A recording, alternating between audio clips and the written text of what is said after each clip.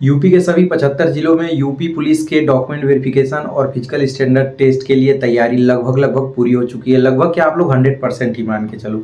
बस तैयारी सिर्फ आपको पूरी करनी है। आप लोग अपने डॉक्यूमेंट को अच्छे से सजा बजा के उसके फोटोकॉपी को 100 प्रमाणित करके लेके जाना है। जिस दिन आपको बुलाया जाएगा उसी दिन आपको अपने पुलिस लाइन में पहुंचना है। इंपॉर्टेंट ये है कि आप लोगों ने अपने एडमिट कार्ड को अच्छे से पढ़ा है या नहीं पढ़ा है। अगर नहीं पढ़ा है तो एक बार अच्छे से पढ़ लो। उसमें क्लियर वे में मेंशन किया गया है कि कौन कौन से डॉक्यूमेंट को लेके जाना है। जिस सीरियल में डॉक्यूमेंट का नाम लिखा हुआ है उसी सीरियल में अपने सभी डॉक्यूमेंट को रख लेना। सभी डॉक्यूमेंट को फोटोकॉपी करा लेना। एक बार मैं फिर से आपको बता दूं कि हाई स्कूल, इंटरमीडिएट, जाति, निवास, आधार कार्ड, जो एप्लीकेशन फॉर्म आप लोगों के पास नहीं था उसको आप लोग प्रिंट आउट कर सकते हो, क्योंकि लिंक एक्टिवेट कर दिया गया है। वही फोटो लेके जाना जो आप लोगों ने फॉर्म में दिया था। बाकी अगर आप लोगों ने एग्जाम के टाइम अगर आप लोगों ने फॉर्म में आधार कार्ड मेंशन नहीं किया होगा तो उसके साथ एक आईडी जरूर लेके जाइएगा। उसमें आईडी कौन कौन से लेके जाना है ये आपको बहुत अच्छे से पता है। अगर मान लीजिए आपके पास कोई आईडी नहीं है तो उसमें लिखा हुआ है कि ई आधार कार्ड। ई आधार कार्ड का मतलब ये होता है कि एक आधार कार्ड तो आप लोगों ने रखा ही होगा। जैसे आपको पता है कि आधार कार्ड पहले डाक के माध्यम से आता था, तो एक आप लोग कंप्यूटर से निकलवा लेना, उसी को ई आधार कार्ड कहते हैं। तो ये सारी चीजें रख लेना। उसके साथ साथ चेकलिस्ट जरूर रखना। चेकलिस्ट आपको पता है कहाँ से मिलेगा ना, जो आप लोगों ने एडमिट कार्ड प्रिंट कराया है। एडमिट कार्ड तो लेके जाओगे ही जाओगे, उसके साथ साथ चेकलिस्ट रख लेना। बाकी बिना डरे वहां जाइएगा। बहुत सारे बच्चों के क्वेरी आ रहे थे तो मैं सोचा कि 2-4 क्वेश्चन ऐसे हैं जिनको सबको बताना चाहिए। सबसे ज्यादा बच्चे डर रहे हैं सीना को लेके। तो वो सीना एक ऐसा चीज होता है, मतलब चेस्ट का जो मेजरमेंट एक ऐसा चीज होता है जिसको लेके डरने की जरूरत नहीं है, क्योंकि उसमें ढील मिलती है। देखो वो चीज़ें वो इग्नोर नहीं कर सकते जिसमें बाद में वो फंस सकते हैं। जैसे लंबाई हो गया, लंबाई कभी नप जाएगी तो उस समय वो लोग फंस जाएंगे जो आपको लंबाई में पास किए थे।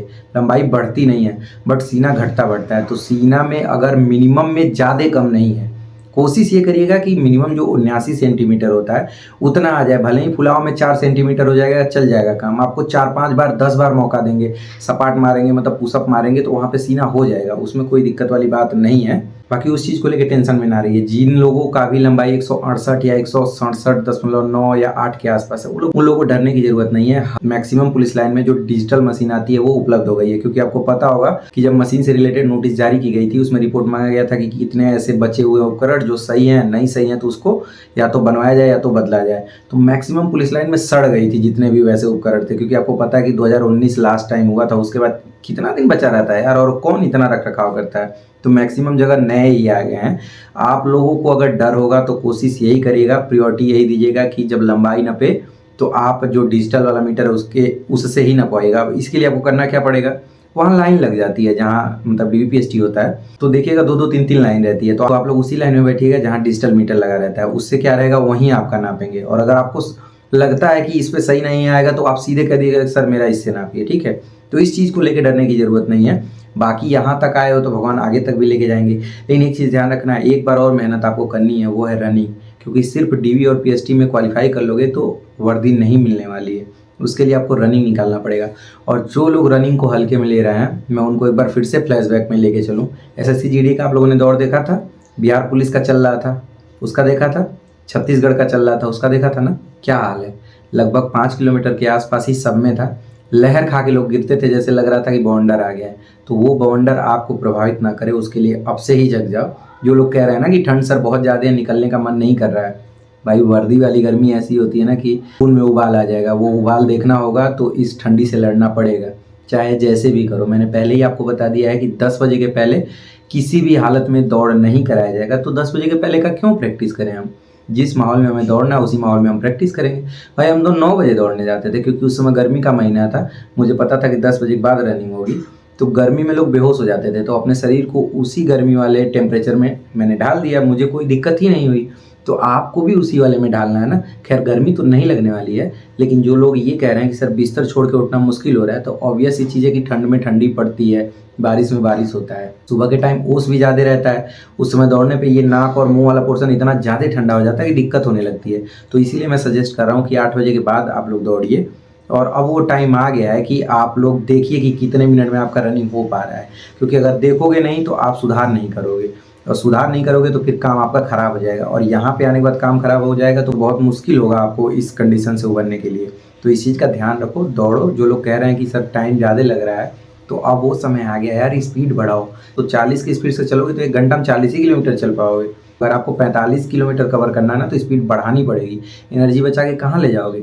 खींच के खाओ और खींच के दौड़ो। एक चीज़ ध्यान रखना कि जो पैर होता है वो मजबूत हो, ये पेट, ये जो सीने के नीचे वाला पोर्शन दर्द करता है ये थोड़ा सा सही हो, तो आप आराम से खींच ले जाओगे। सांसों पे कंट्रोल अब तक आ गया होगा यार, 2-3 महीने 4 महीने से आप दौड़ रहे होगे तो कवर कर लोगे। भाई मैंने 15 दिन में बना लिया था दौड़।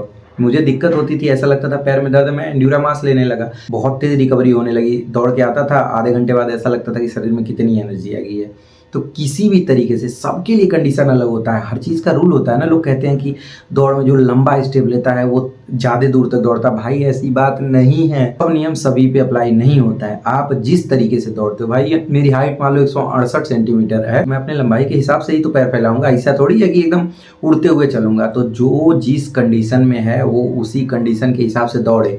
आपको पता है आप में क्या कमी है, आप में क्या अच्छाई है, उन सभी को यूज करते हुए फाइनल ये होगा जो 25 मिनट के अंदर दौड़ लेगा, चाहे वो उड़ के जाए, लेट के जाए, लंबा पैर फैला के जाए, छोटा पैर फैला के जाए, ठीक, 25 मिनट के अंदर आ जाओगे तो आप क्वालिफाई हो जाओगे अगर मेल हो, और अगर 14 मिनट के अंदर आ गई तो क्वालिफाई हो जाओगी अगर आप फीमेल हो। तो इस चीज़ का आपको ध्यान देना है, सबके बातों में नहीं आना है। आपके शरीर के बारे में आपसे बेहतर कोई नहीं जान सकता, तो उस चीज़ का लाभ उठाओ। थोड़ा सा आप जगने की ज़रूरत है, क्योंकि कुछ लोगों के दिमाग में ये आ रहा है ना, सर ऐसा तो नहीं कि इधर से डीवी पीएसटी स्टार्ट होगा और उधर से रनिंग कराना स्टार्ट कर देंगे।